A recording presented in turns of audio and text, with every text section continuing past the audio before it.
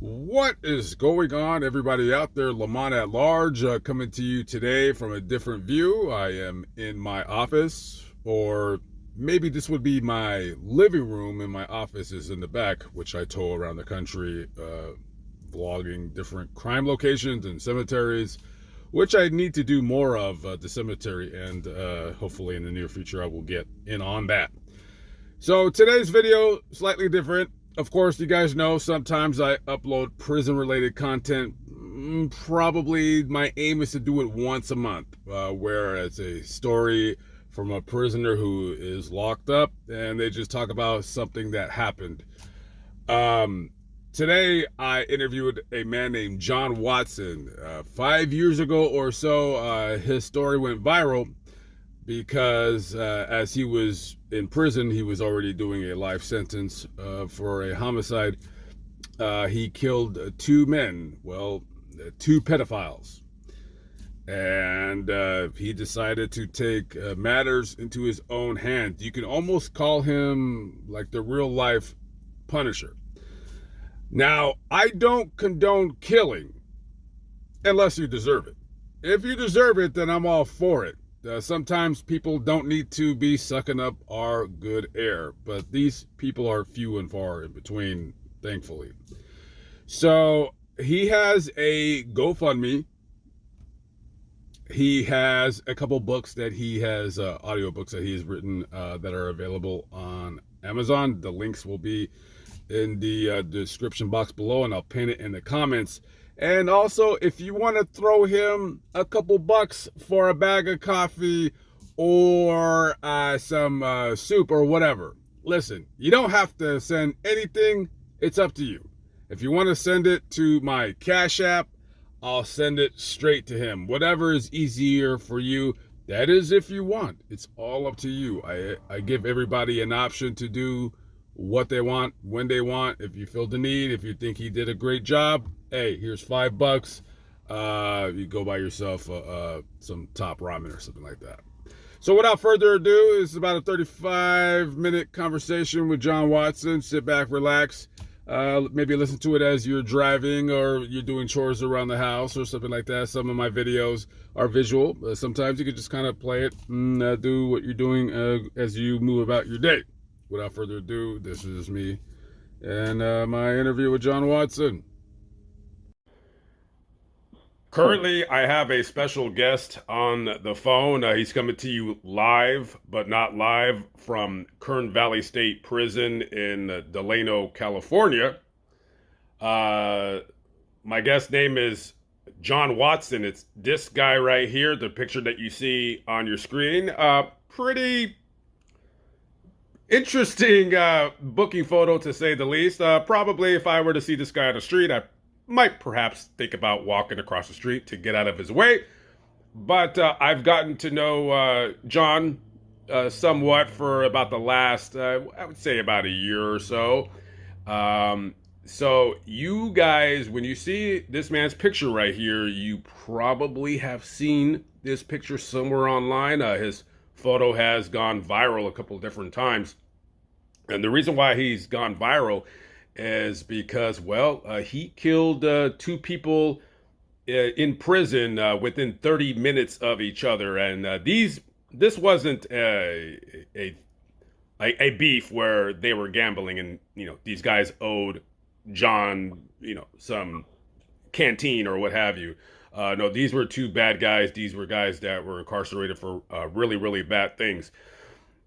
So without further ado, John, how are we doing today? Excellent. The only correction would be that it was under 3 minutes.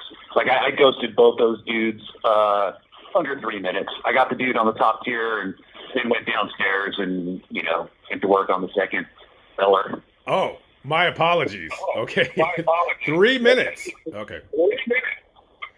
All right. So the question is, why'd you do it? Well, there's a long backstory. You and I have talked about it a lot. A lot of just bureaucratic intrigue and perhaps a whole lot of willful intention in creating the circumstances that me to that location. But the first dude that I killed, obviously, you guys know just from being able to see it on the internet and what have you, that he trafficked, little boys, and he had put his hand down his pants and had been leering at PBS Kids. It was a show called something Squad. I can't remember, but I am guessing the kids are like 8 years old. So that was what he was doing when I literally walked up to him and just beat him to death with that cane. And then as I was walking downstairs, I saw the second dude, and I had intent, don't get me wrong. Three-way call alert.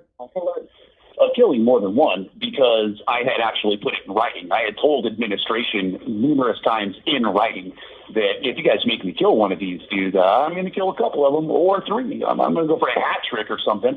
And it was a gamble. They rolled the dice and they lost. So as I was going downstairs, the second dude got in my crosshairs, and I had ran makes on all these dudes, so I knew exactly who he was. And he had trafficked at least 3 little boys, and people had tried to kill him before and failed. So it was also an additional kind of like, I'm just going to go ahead and finish what these other dudes started. And it got trashed, so I did. I ghosted the second dude, and then I drug him around by his foot for a minute and kind of showed his homeboys, like, this is the dude that was paying me for protection. So just for all you other creeps out there that think, I'm going to pay these badass gangbangers for protection, you didn't protect him. I just killed this dude in front of you and God and everybody. So, yeah, gave everybody a good talking to. Yeah. Okay. So my first question would be the weapon that you used a cane, which is what I read online. Now, when people think of somebody getting killed with a cane, we're thinking of a cane that an old man uses that weighs about 1.5 pounds. It's very light. It's made out of aluminum. So how did you kill 2 guys within 3 minutes using a cane? Right. Okay, so first things first is I would say that there is this whole thing with the bureaucratic process in prison where every time you go to a committee hearing, every time you go somewhere, they're pulling up your C-file and they're throwing it in your face with this vitriol, right? And they're like, well, you haven't killed somebody with a knife. Well, you haven't killed somebody in a cell. We're going to take this, or we're going to take your single cell status, and we're going to take.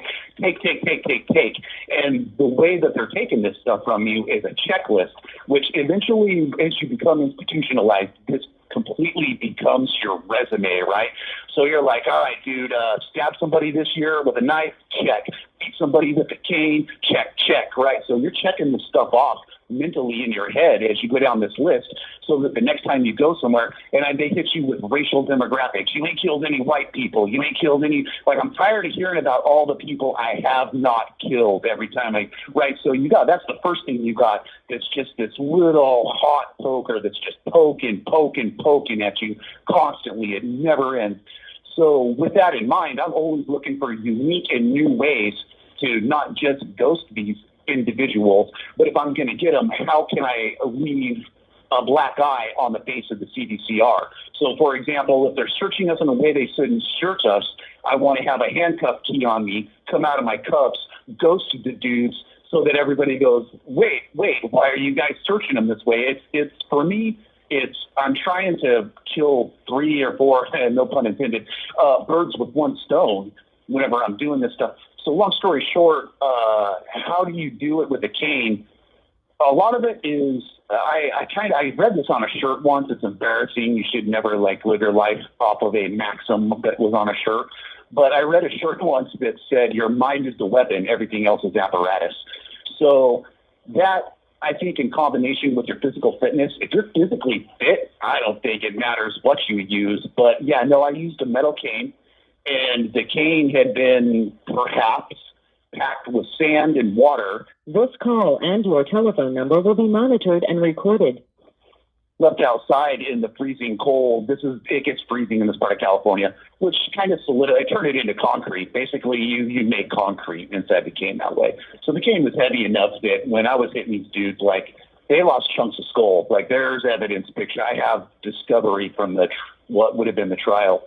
It has chunks of skull and stuff in it. I mean, they got their heads exploded. That's for sure. Okay, so you packed it with sand. Okay, so then it would give it weight. Next question. So after you, as you use the term, ghosted these two guys, I'm imagining you're tired. Maybe you might be breathing hard. I don't know. I would think you would be. Anyways, so after you're done, what are the other inmates' reaction at what you just did? They're looking at you. What happens next? Right. So they're meerkats. Those dudes, they're up against the wall, all of them. Their backs are against the wall. Their little paws are in front of them, kind of tucked up against their chest. Like, these dudes literally look like meerkats, except like three dudes that I kind of knew from other places. And of course, I couldn't talk to any of my friends afterwards because that would implicate them. And also, I couldn't touch any of my property because that would make my property evidence, because I would get blood or brain matter or whatever on my stuff. So I was kind of in a weird situation. Those dudes cued in when I was killing the first dude, because in prison, people slap their shower shoes on the tier to clean their shower shoes. And it's a rookie thing. Anybody who's a convict says, hey, don't do that. People are sleeping. People are doing stuff. Just, you're scaring people. Like, a loud, sudden noise scares people. Well, when a skull pops open, it can crack that loud. So these dudes actually that were on the bottom tier came out from under the tier to look up at me and yell at me. They didn't know it was me, just whoever was slapping their shower shoes. And all of them did the same thing. They went, oh, wow, that's that dude's skull. That was not shower shoes. So at that point, they all just kind of slowly backed up against the wall and gave me my space, let me do my thing, because that was a long time coming, dude. Everybody in prison really wants to take out the trash. It's just a risk versus reward situation. And I was the dude with the life sentences and nothing to lose, and just madder than hell that they took my single cell status. So I was the guy that took care of business, and they gave me my space. Okay, how long after you killed the last guy did it take for the guards to grab you? Oh, yeah, no, they had no idea. So what was crazy about that is a guy like me, when we first came to the CDCR, it's important to understand we could not go below a hard level 4. So we always had guns on us. I mean, if we stopped to tie our shoes, we got a tower with a gun pointing at us. In some prisons, yelling at us in Spanish. I mean, we don't even know what the hell they're saying, right? This union hires anybody.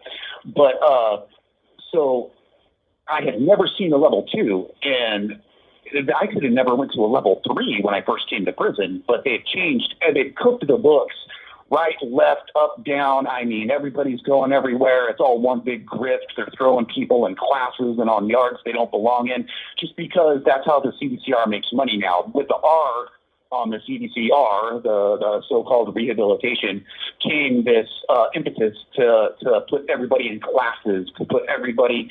So now they've jiggered everything so that dudes like me are getting tossed onto a level 2, which is nuts. Long story short, I did not know that I would not be shot at. I had no fucking clue that there's no active gun tower there's nobody with a gun anywhere on a level 2. So after I ghosted the second dude, I stood around for a minute. I think I told you that there was a third dude that I had really thought that I was gonna get, but then in the clutch moment, my better sense kicked in. I mean, I really wanted a hat trick. Why wouldn't I kill 3 dudes? If I got 2 bodies, why not take 3? But my better sense kicked in, and I was thinking, like, man, optics are really bad on this. This dude is black, I'm white, and we've all heard this story 1,000 times. We've all lived it. We know that if the CDCR and its unions get a chance to throw shade on you with any kind of narrative or optics, that's for sure what they're going to do. So I pumped the brakes, gave everybody the talking to, and then I went in and I basically turned myself in. I had bodies on both tiers, and the staff wasn't even aware of the fact that there's just some dude walking around killing everybody like Jason Voorhees, you know? So only because the third guy was black and you didn't want to turn it into a race thing because it totally wasn't that. He was just another bad individual. So the color of his skin basically saved his life. Yeah, which is crazy because that was 2020 if you think about it, but it was right before this just like hyper awareness. So I was actually way ahead of the curve because the real hyper, identity politics thing, that stuff hadn't really kicked in yet. But it was about to. That would be the month, in fact, that like COVID hit and everything. So this was January of 2020 that I did this. So that was the month that all that stuff kicked in. But yeah, literally that dude is living and breathing now as a pedophile, probably a pedophile with a date because they all get effing parole dates.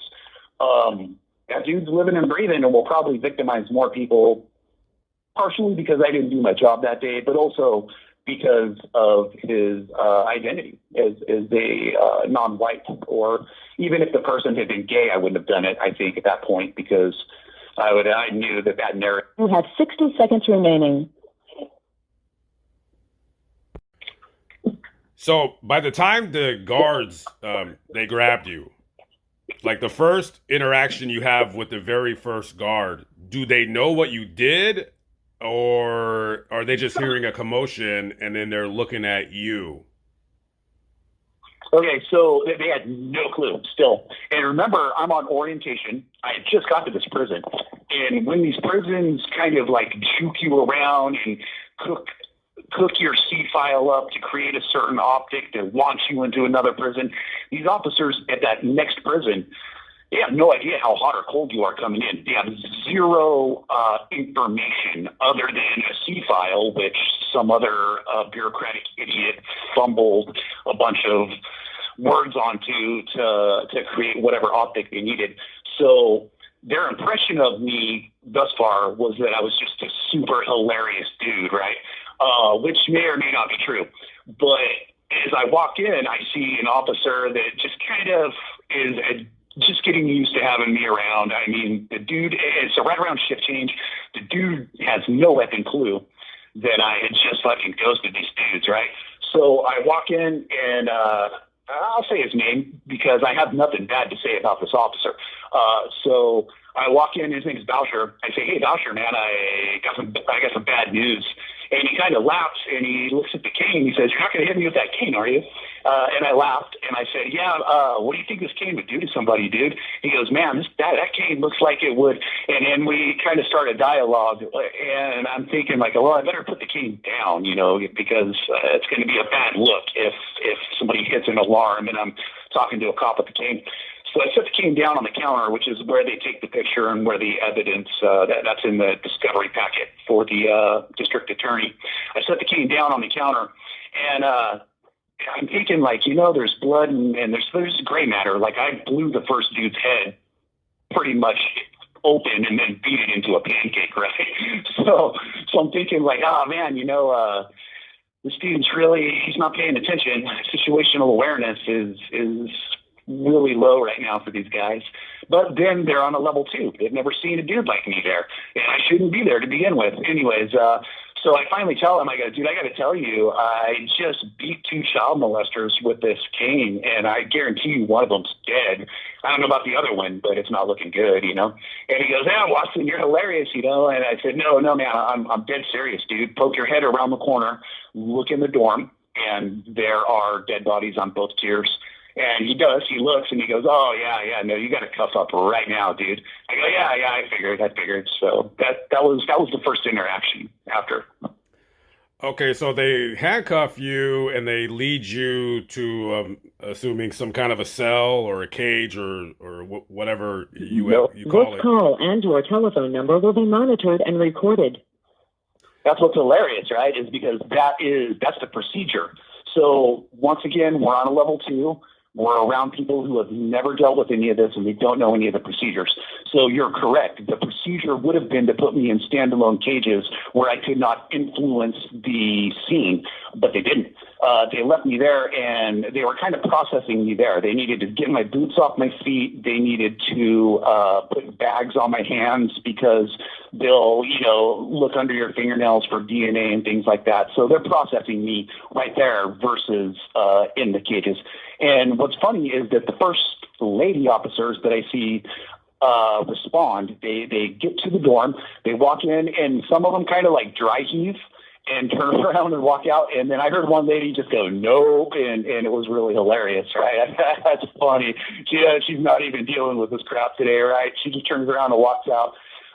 And the dude, so by then I hear, I was there long enough to hear the helicopters start landing. And the first dude, they pull by me. I make jokes using something called a Stokes leader, which or you could call them boats. Boats are the common slang. But what it is it's just like a stretcher that is like a plastic tub. If it fills with blood and fluids and whatnot, it doesn't really leak. It kind of keeps everything in the tub. Anyways, he goes by on a Stokes leader, and I joke that children everywhere are praying for you, buddy. And I started laughing, and I kind of got some nervous laughs from the cops, but, being that he's an effing child molester, that's kind of funny. And then the second dude goes by, and I said, his eyes were so blue, and I smashed his head, one eye blue left and one blue right. And, I got some nervous laughs, but, those jokes kind of cost me because they then put me in front of something called let me think what her title would be. Trauma specialist. So she would be like the very top tier of what would be their mental health. But they're also covering their ass because they're trying to pretend like I've been there a week and nobody talked to me. If they talked to me on the first day when I got there, I would have said, if you don't move me, I'm killing people. And in fact, the minutes before I killed the first dude, I had been in the counselor's office. I had told that dude, last chance, bud, you're either moving me back and giving me back my single cell status or I'm giving you dead bodies. And that dude had laughed at me too. Like, everybody thinks I'm a freaking comedian.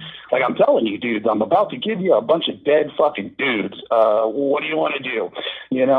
So they're trying to make optics, that's all. Like, they had really been like, oh, we just didn't see this coming. Oh, get the fuck out of here, everybody. I put it in writing. It's in writing. I put it in 2602s. Who files a grievance and says, I'm going to kill people? I do, So she ended up putting much because they say that, like, overkill. That they said, well, I mean, we've seen people kill people in prison, but, dude, this is ridiculous. Like, that's just absolutely, like, nobody beats a dead body until it's just, But, I mean, they're child molesters. I want other child molesters to see that and go, oh, man, I'm glad that wasn't me. I better get right. Okay, so they cuff you up. They eventually they charge you with the murder, and then you find out that because at first you knew the one guy was dead, but you didn't know about the other. So then you later find out that both guys died. Right. So they charged you with the 2 counts of murder or what have you. Was there a trial, or did you just say, hey, I'm guilty, let's get this over and done with? Oh, no. I was guilty straight away, dude. Yeah, no. And I told him, hey, man. And the reason that I was so forthcoming with all of the correct information is because I'm trying to tell them multiple things. One, stop messing around with dudes like me. I'm going to jump on this grenade for the dudes that come after me to tell you, if you do X, Y, Z, I'm going to kill people. Let's get rid of all the plausible deniability straight away. You guys created the situation, and I give you what you asked for. It's just that simple, right? And secondly was that I want it all on record because, I'm 46 or 7 now. I might have like another decade or 2 left in me. And you can count on the fact that the CDCR, they ain't done being dumbasses. These people are going to retire out. The next people are going to fail forward. They're going to fumble their way into administrative positions. And it's going to repeat. The situation's going to repeat. It could happen this year. It could happen in 2 years. But I want them to know every time you take my single cell, I give you dead bodies. I mean, there's no shortage of people around me in the CDCR that absolutely need killing. And they have me on a yard now that has probably, this is the hardest spot that it would be difficult to find somebody that needs killing right now on this yard. But most of the places you go in the CDCR, throw a rock, you'll hit a sex offender. There's sex offenders everywhere. I forget what the prison population of sex offenders is. Somebody could look it up, but it's like 17% or something, I think. Yeah, no, they're everywhere. Believe that. Okay, so you eventually plead you're guilty. You admitted that you are. So they give you what, 2 life sentences? Yep. I got 2 LWOPs out of the deal, which, I mean, the irony there, someone will laugh at this, is that I came to prison with 225 to life, which was over sentencing. One of my 25 to life was literally for discharging a firearm. So just a whole enhancement thing, whether it's a hate crime, whether it's saying like, oh, this is in the commission of a different kind of felony, whether it's gang related. I think even the gang one is crap. Why people kill people should be irrelevant. But so I came to prison with 225 to life. And what's crazy is that as soon as I was in the hole for killing these dudes, and it was just like plain for everyone to see, like, this dude, hands down, we got him dead to rights. This dude's a bona fide, like, multiple homicide, maybe like borderline serial killer. I mean, show me a pedophile, I'll kill him. So I guess I'm serial. But so the first piece of paper that I get is something that had adjusted my parole date to like 2035. And I thought, like, oh, crap, I just literally locked in 2 more life sentences, man. And the first piece of paper I get is one that shows a parole date of like 10 years away. So, yeah, there's some irony there. There's some irony. Okay, let's segue from the 2 guys that you ghosted. So you originally came to prison on a murder charge. We might delve into that at a future date and time.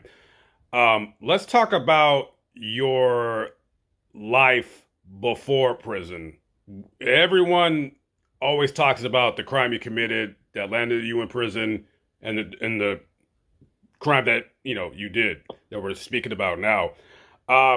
However, as I've gotten to know you, and we've talked quite a bit, before the prison, you had a very, as far as I know anyways, you had a very normal life. Go ahead and tell us a little bit about that life and what you did.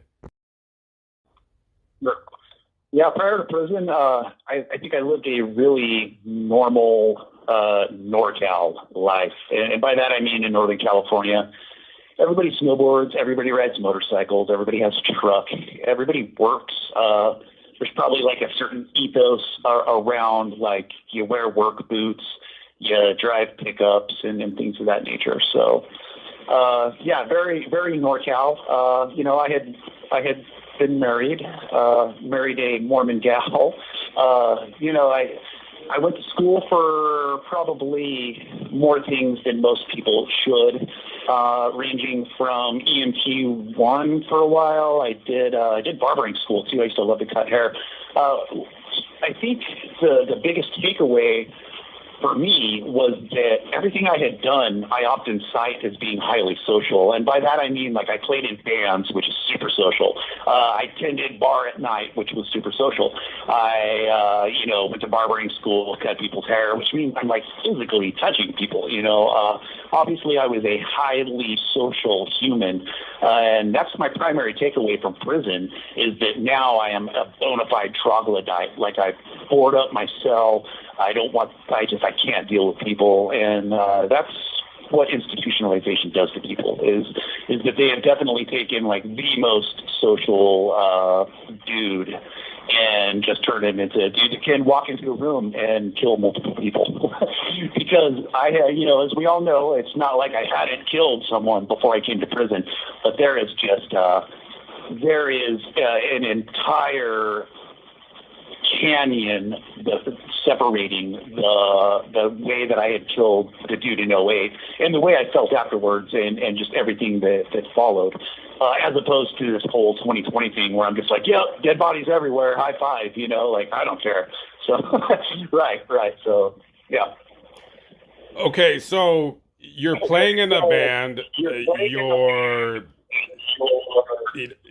married, you're cutting hair, you're going to school and stuff like that. So you're not going around committing crimes. No, not at all. No, I always worked, honestly, I always worked 40 hours a week, but I always worked 50, 60 hours a week. And I mean, I remember we would frame, where I come from, work ethic is, that's such a huge amount of a measure of the man or the integrity of the person. So, I mean, dude, if we could get an 80-hour work week, we're going to frame that sucker. And I had gotten into the 70s. So, yeah, no doubt about it. We have a work ethic and we aren't, I don't use drugs. I have and I don't push my ethics onto other people.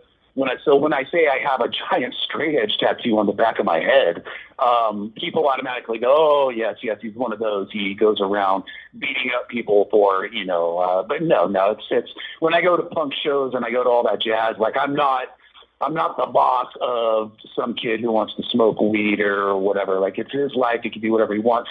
But I'm also not a hypocrite. So the fact that I have a straight edge tattoo tells you a great deal about probably the life choices, that I have made, particularly as an adult. Yeah.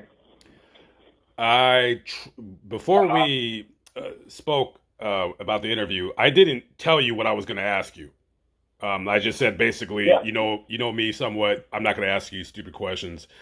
A stupid question that I want to ask you, but I'm not going to ask you. But I'm going to frame it in a different way. So I hate when people say, "Do you have any regrets about doing that?" So I'm not going to ask you that per se. I'm going to frame it like this. More than likely, you're never getting out of prison unless society becomes vastly different and we're more of helping people, rehabilitate themselves or what have you. So let's just say that. If I had a time machine and I transported you back and you're back at work tending bar, but you knew everything that you did in the future, would you have still committed your crime that landed you in prison? Or also, would you try to not do it, but would you eventually feel that you would just have killed somebody else? Well, yeah, so that's a difficult question to answer, but the way that I would answer it would be that I had started reaching sort of this maximum toxicity level with everything around me. I was at my gag reflex, man. I'm telling you, dude, whether these dudes are trafficking women and I knew girls that were in the dang adult, industry and the way they're getting treated was making me sick. And then I knew the people that were... This call and your telephone number will be monitored and recorded. The drugs, that was making me sick. And it's a California experience. You're from California, so you know it. Somebody listening to your podcast that's not from California doesn't realize that just being from California probably means that even if you're kind of rednecky or something, you probably still know Serranos, you probably still know Northerners, you probably still know drug dealers, you probably still know somebody who might almost pimp or something, you know girls that are in the adult industry, you're not just, I'm not just going to wake up every day and be able to just go out and be around people that are into motorcycles like me, right? I'm not just a three-way call, alert call. So we get a lot of toxicity and people deal with it in different ways. And I had absolutely started really, as I was approaching 30, I had really started lashing out at what I was even, when you build a lexicon, you start using turns of phrase, perhaps like the enemies of virtue, and when your inner dialogue has turned into something where you are labeling, people that are dealing date rape drugs as, the enemies of, your country, and you start using turns of phrase like they're, doing X, Y, and Z to the daughters of my nation and so on and so forth. Yeah, you're going to kill one. Bank on it, dude. And had I not engaged that individual, if I could go back in time and have the foresight, I would say, oh yeah, no way, dude, I would never throw my life in the rubbish like that. But without that foresight, without that life experience, I would have naively probably taken out the trash one way or another. What's the one thing that you miss most about being out? Well, I miss a lot of things. I certainly miss animals. I certainly miss nature. I certainly miss children. I certainly miss my friends. Miss my family. When you're in prison and when you're a lifer, your family's going to die. You're sometimes going to deal with just back-to-back blows. In my case, it was calls to the chaplain. They're like, hey, you've lost another family member. So you're never going to be able to go back now and have purchased your stepmom that pots and pans set that you wish you had got her to make her life easier, or you're never going to go back in time and do all the things for your daughter or your son that you had wished that you had done. So, yeah, I mean, there's small things that you miss too. You're going to miss whatever it is that took you to that place that you love. For me, I love snowboarding, so I miss the sound of snow crunching under my boots. I miss motorcycles. I miss wrenches. I miss the sound of a socket wrench. So there's small things, there's large things, but you will miss everything. It will sneak up on you when it seems to really get you is in the quiet moments. Like if you say you go to the hole and say they take all your stuff and say you're just in a cell with nothing, keep chattering, freezing cold, then all of a sudden those thoughts come creeping in. So that's whenever, like, if you ask a person under that duress, like, what do you miss about, you would get a completely different answer. You probably get this huge sentimental, wax nostalgic about all of the things that they miss, because those are very weak, vulnerable moments. But, on a day-to-day basis, I miss the missed opportunities. That's what I regret. Do you think you'll kill again? I think there's two paths forward. One is that because of due process violations, so on and so forth, I'm actually going to apply for a pardon I'm going to apply for a governor's pardon on the homicides because I had filed correctly the 1381 and 1382s, which are... This call and your telephone number will be monitored and recorded. I had properly filed those with the county that I had killed those pedophiles in, and they refused to acknowledge that. And that's a violation of due process. So there's a possibility that I have what we call action there. But the other lane forward is life in the CDCR. And in that life, I don't see a future where the CDCR is unable to learn from its previous mistakes. It's just going to continue to be the same entity that it's always been. It's gonna, put on a rehabilitation face, if you will, now and then. It's gonna try to juke the population into thinking, like, oh yeah, no, we're doing this and that for these people, but they're not. They're gonna make 10,000 more situations that are gonna result in dudes doing probably similar actions to what I did in 2020. And I have zero doubt that I'll be one of them. At one point or another, they're going to, like I said, it could be this year. I could go to committee this year and they could say, hey, man, looks like you haven't killed somebody in, 4 years, and here we go with that again. Here we go. So, yeah, it's stuck on repeat. That is the one thing about prison. Like, when you think about, like, I always compare it to Dante's Inferno, man. Like, here I go. Now I'm going to the 5th level of hell, right? What fresh hell do I wake up to today, right?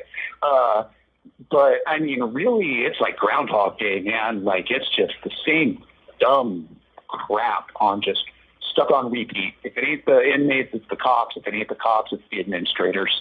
Over and over and over.